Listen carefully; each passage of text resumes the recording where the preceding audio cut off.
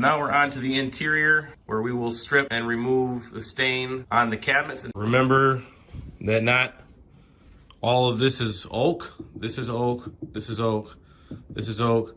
This is actually laminate. This is not oak.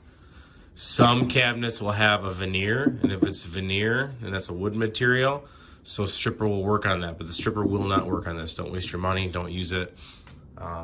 It's gonna do nothing. You can't stain that. You can paint it, but you cannot stain it either. So this is oak right here, all these little trims on the side right, but that is laminate.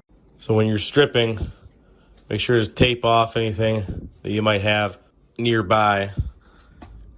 You get all of your trim pieces,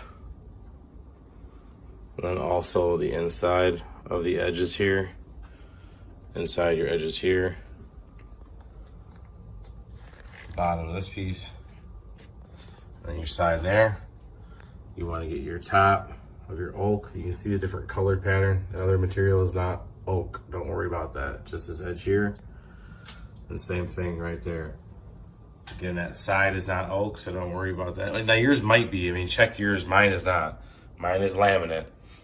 You could tell, I mean, just use your stripper on there. If it does nothing and it doesn't dry, it's not wood. I mean, it will just stay wet. Here's a real good example of when it is ready to scrape.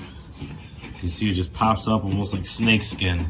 Starts peeling off the wood, get ready to scrape off. Now you know it's just prime time, working its way through those grains. Time to have some fun.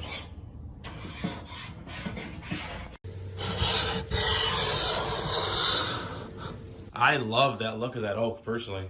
Nothing will make me happier than just put stain on there, but it's not gonna happen. I think I lost that race. We'll try white and bury these beautiful oak cabinets and never let them be seen again.